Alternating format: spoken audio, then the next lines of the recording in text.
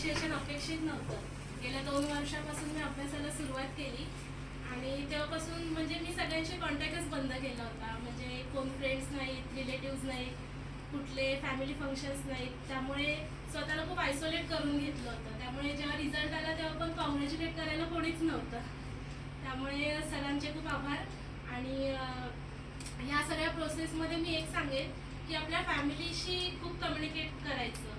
म्हणजे आपण काय करतोय, आपण किती अभ्यास करतोय, कॉम्पिटिशन किती आहे, पोस्ट किती येतात आणि आपण किती मेहनत करतोय, हे सगळं आपल्या आईवडिलांशी बोलायचं किंवा आपल्या पार्टनरशी बोलायचं.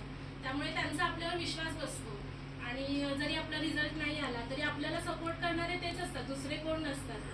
लोक फक्त आपल्याला जज करायला असतात की ही काय जॉब सोडून घरी बसले किंवा हिला काही येत नाही असं फार असतं.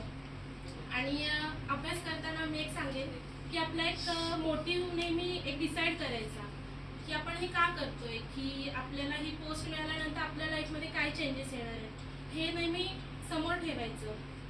त्यामुळे काय होतं की म्हणजे तो आपला मार्ग जो असतो तो आपल्याला इझी वाटायला लागतो. माझ्या बाबतीत असं होतं की आम्ही तिघीजणी बहिणी आणि म्हणजे लहानपणापासून एकच गोष्ट ऐकत आलेली सगळ्या नातेवाईकांकडून की तिघींपैकी एक मुलगा असता तर खूप बरं झालं असतं.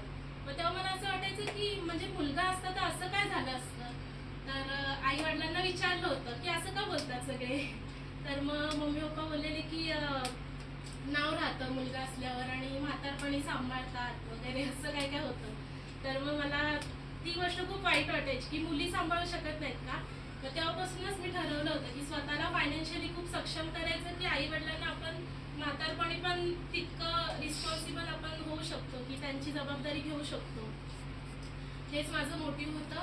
आणि ह्या सगळ्या यशाच्या मागे बरेच लोक असतात, जसे शिक्षक आपले आणि जयमाला मॅडम किंवा गोडसे सर, फार डेंजर माणसं. यांच्या लेक्चरला आम्ही अभ्यास करूनच यायचो.